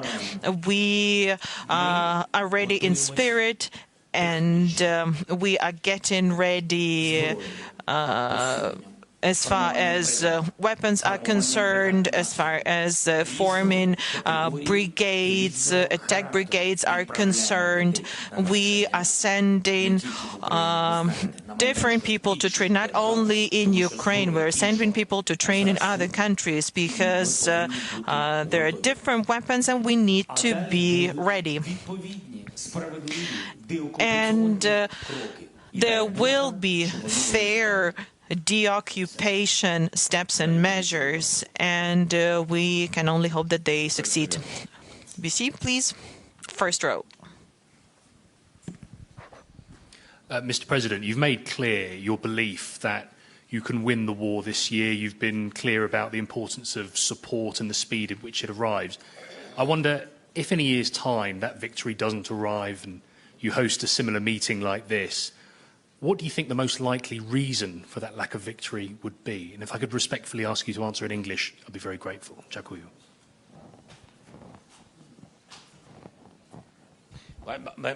No, I can. But what the question was? What about if we can't? I mean that if we can't win. If victory hasn't arrived for you by this time next year, what do you think the most likely reason for that would be?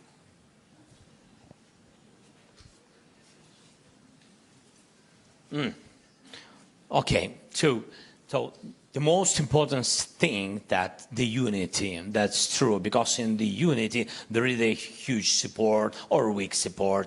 Anyway, I mean that is really point number one. If we will not have enough number of West kind troops, enough weapon, ammunition, if we will not have, of course, we'll lose a lot of people. And if we will be losing a lot of people, we'll lose, moral situation, yes? And it will be another challenge for our country. We will not be so strong in the country, in Ukraine. And that is the biggest problem, what can be. I don't want to think about it. That is the problem. If we'll meet on the 24th next year, 24th of February, and we'll be at the same position where we are now, that is dramatic moment. I don't want to think about it. And you forget all your words. We have to be sure, together, we are partners. You're from Britain. Da. I see. I see. Okay. Thank you so much. We'll win. Далі запитання, будь ласка, від... Where our aircraft's Typhoon? Please ask my friend Rishi. Далі від китайських журналістів запитання, будь ласка, Chinese journalist Felix Satellite. Mr. President, so you said that you appreciate being straightforward, so let me be straightforward. So I think right now, both Ukraine and Russia needs as many countries as possible to stand on its side. So how do you convince the countries that geopolitically a bit remote from Ukraine, for example, China, for example, South Africa, India, to be actually on your side? Скажи мені, будь ласка, Сергій, я вже погано чую. Що було? Є країни, які геополітично віддали. There are countries that are geopolitically far from Ukraine. І Південна Африка. Що плануєте? And South Africa. So what can you tell them? How do you encourage them to side with us? First of all, I plan to meet with Xi Jinping, and I think that would be useful to our countries and to global security. We have we have a significant commodities turnover, trade with China. And, we are the countries that are interested in preserving our economic relations. As far as I know, China respects territorial integrity, historic territorial integrity, which means that China needs to do its best to make sure that Russian Federation withdraws from our territory, because that's what respect for territorial integrity and sovereignty is. Would you agree with me? Yes. It's great. It's very good, soft step forward. І це дуже важливо, що ми одне одного розуміємо. And it's great that we are on the same page. You see, I'm already starting public diplomatic relations here. I think live people cannot be killed. Would you agree with me?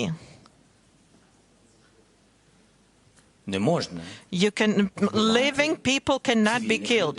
Civilians cannot be killed. Would you agree with me? I believe that a nuclear power plant cannot be occupied. It is dangerous for the entire world. Would China agree with that? Can you see that China agree? І я вважаю, що And I believe that we need to respect international law and UN treaty. This suggests that China supports Ukraine's peace formula. Would you agree with that?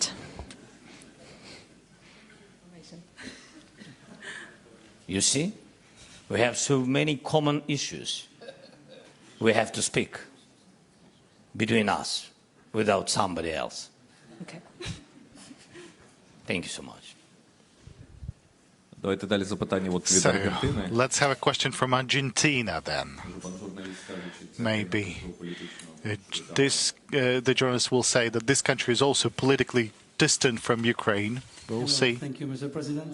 I want to ask for a selfie, but maybe an exclusive interview would be great. Could be after We'll discuss it later. It has been said many times that this is a war not only about territory, but about two different ways of understanding the war. It's a war of values.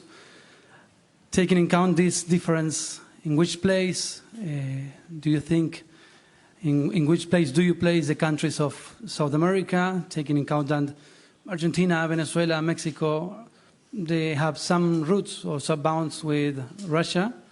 And this, I'm talking about the government, not the people, which is completely different. So this is my question. In which of these two ways of understanding the war do you place our countries? And if there is any specific support that you will expect from us? Thank you. Thank you for the question.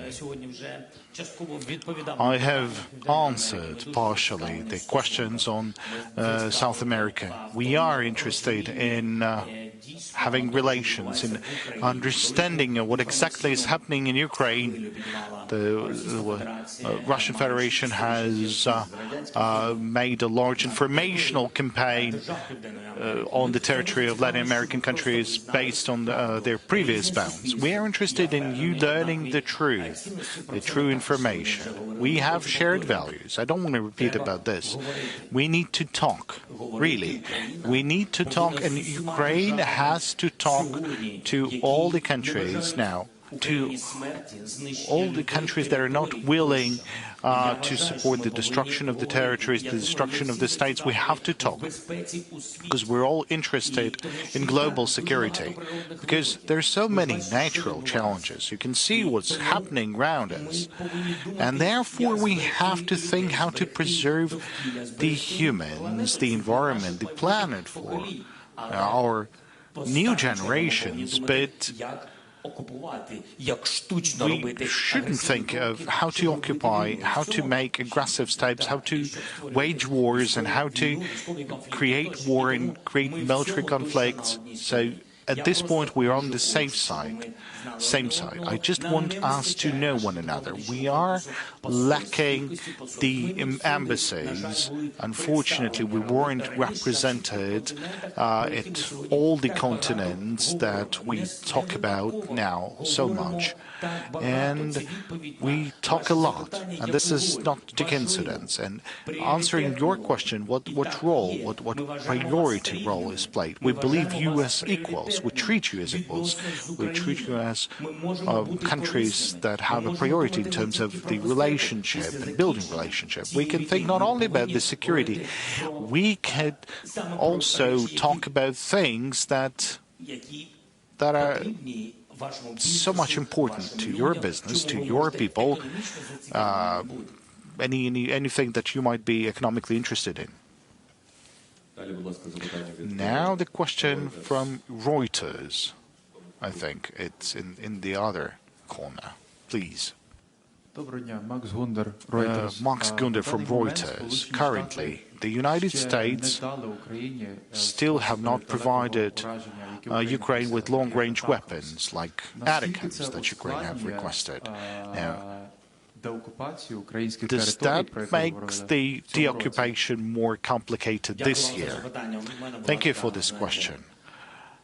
I had a very frank conversation with the United States and with the EU countries, and that's one of the reasons for me to go to the EU and to UK and to the United States.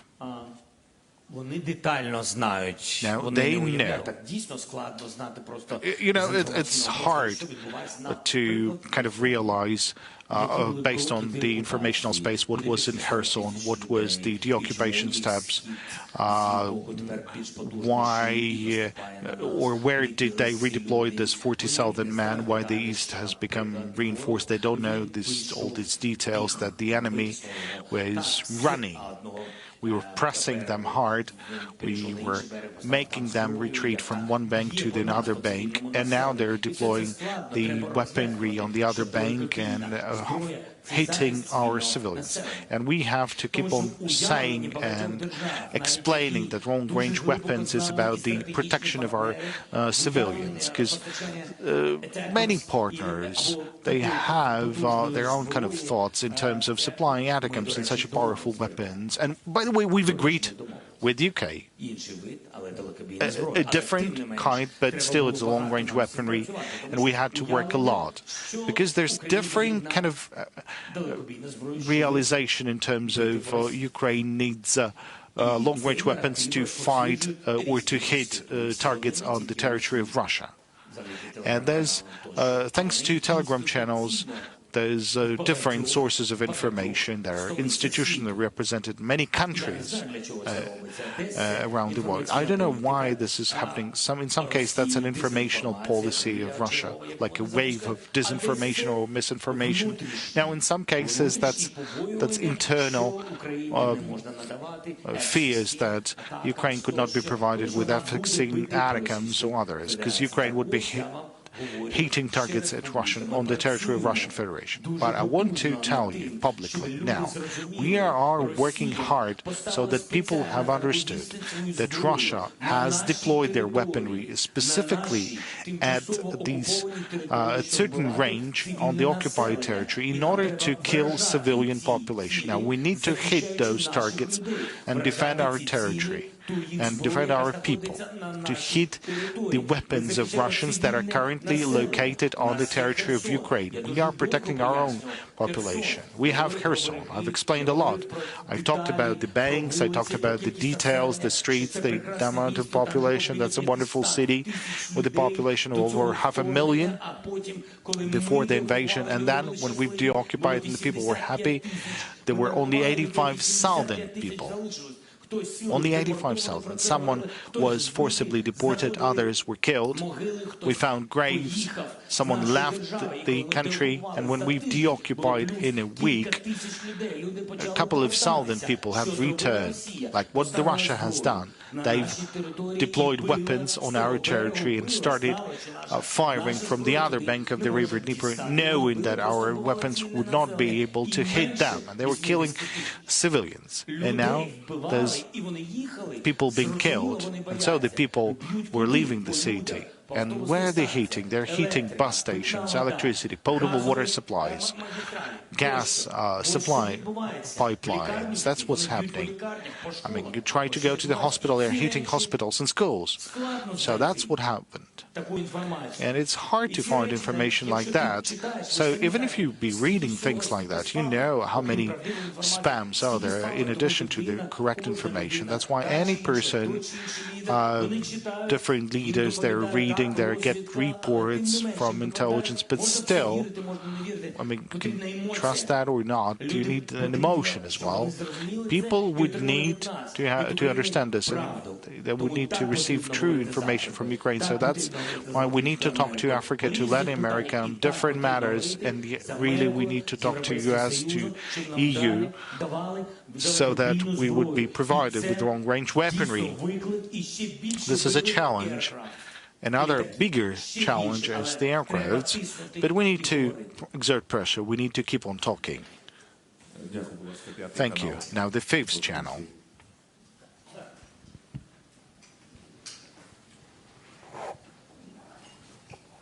Mr. President, thank you for having a chance to have this question by the fifth channel. We were disconnected from the news environment. We're not allowed to operate. But when US and NATO were warning about full-scale war, you called upon the Ukrainians to not listen to the provocation. Now, do you kind of rethink that shouldn't be the case? And do you think that it was your personal mistake that the citizens were not well prepared for this war? And what could be the punishment for the ex-head of the Security Service of Ukraine and your friend Ivan Bakanov? Do you think he's in Ukraine? And do you agree that because of FSSU?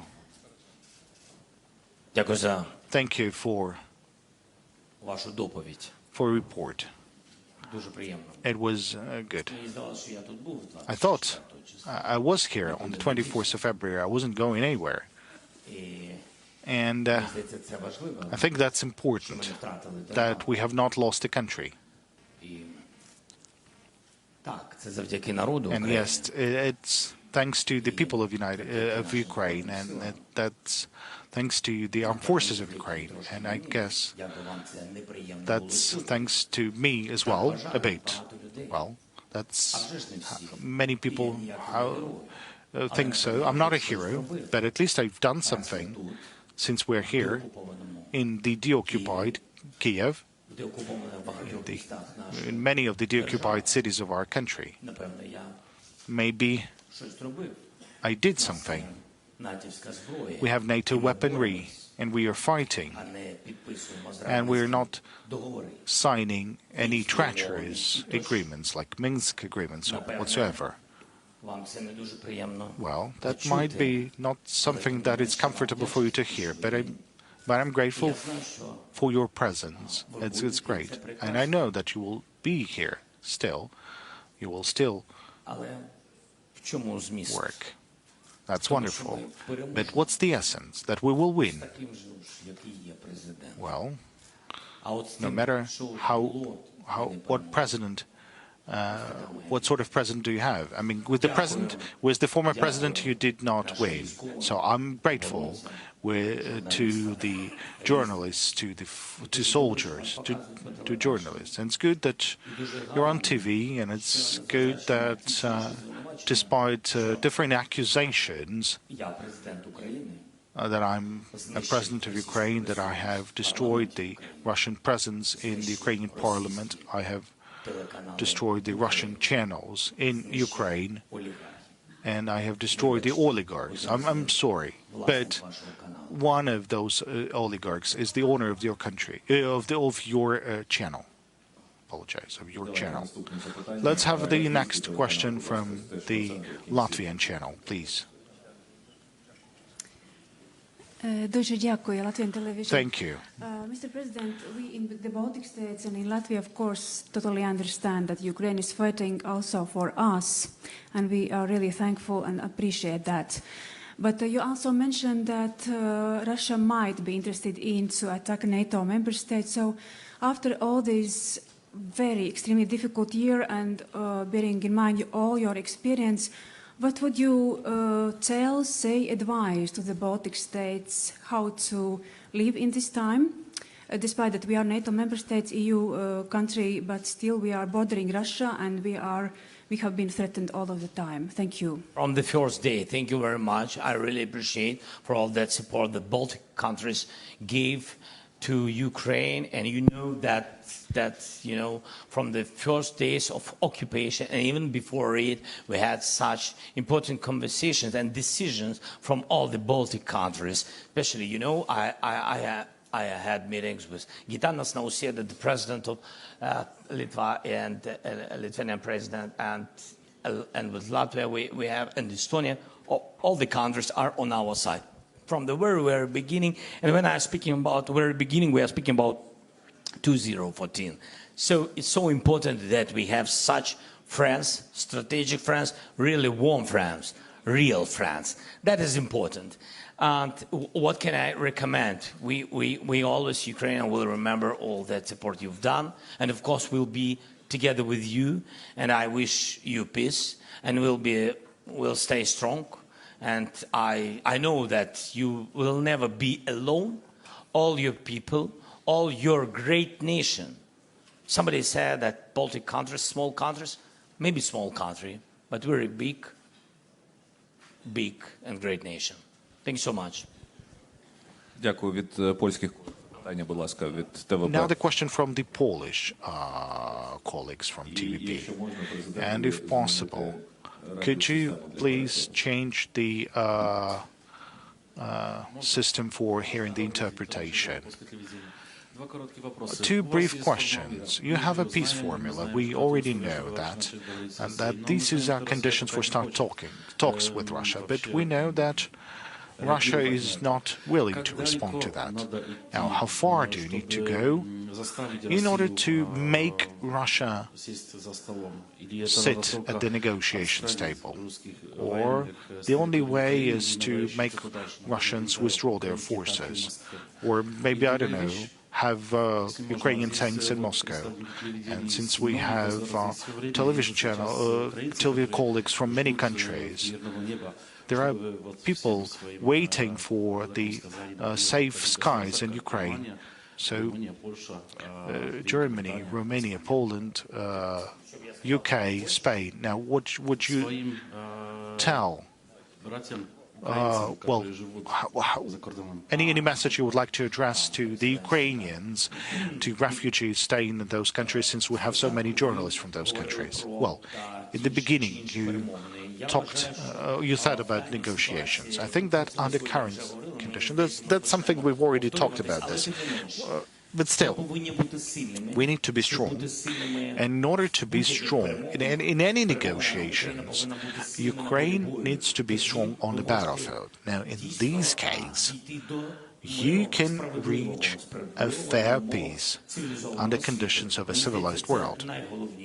And I think that's the most important. If you retreat, if you are occupied, if you are diminished, and that's what Russia has done by reaching Kiev when they've occupied a part of our country.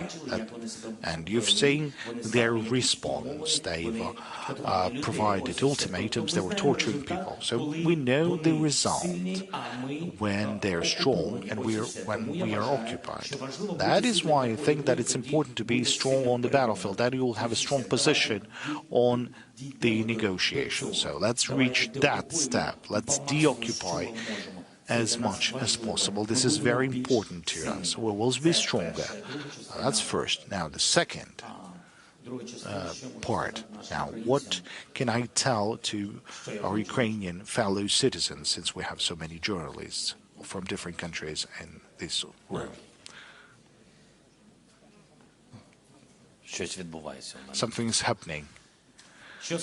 Okay, so без громадян України, які сьогодні знаходяться за кордоном. Without the citizens of Ukraine that are currently located abroad, our country cannot be powerful. Without you, fellow Ukrainians, with all the love with all the words of gratitude to all those countries that are hosting you. Remember that you are Ukrainians. You're not Romanians, nor Polish, nor Germans. Now, with all the words of gratitude to those countries that are hosting you, they've done a lot. They're supporting you. But I want you to know, when you'll be ready, when you'll be able, I would really like you to return. I'm not calling upon you right now to return. That's your security, that's your choice, that's your safety. But I want you to know that you're the very same Ukrainians as everyone. We are waiting for the return of the normal life. So please return, because we need to rebuild our wonderful country, because that country is built for all the people, for all those who are currently fighting and defending our country, and for all those who had to leave temporarily. Ukrainians, well, they are forever Ukrainians, even though they left the country for some time. Now, this is almost the end of the press conference. We still can take two questions. So let's have one from Obozrevатель and Ukraina. Thank you for the possibility to ask this question. The question on the security guarantees that we've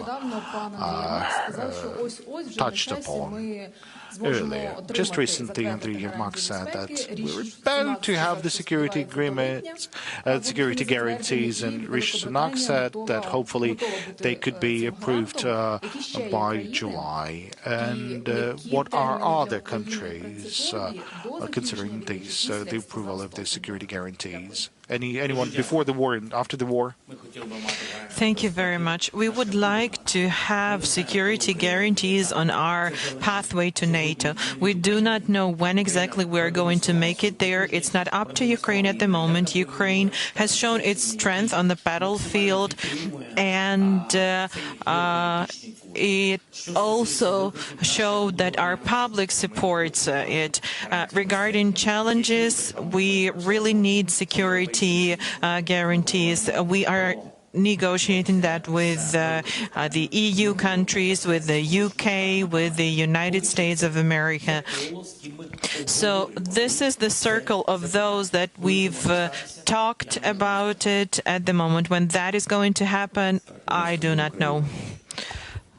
Мы Украина. Mr. President, the stolen childhood, the kidnapped children were already discussed today, and I would like to talk about family. This year has changed a lot for millions of families, and it probably affected your family as well. First Lady has been referred to by international observers as a symbol of resilience, and her voice is heard at various international platforms. So my question is, how did this 365 days of full-scale invasion change your relations with your family? If you could answer that. This is the last question, so I would really like to hear something about something personal. The final question and the hardest one. I love them. I love my family. I love my wife. My children are the most important people for me. I do not get to see them often. My parents, I don't have any opportunities to see them. I'm very proud of my wife.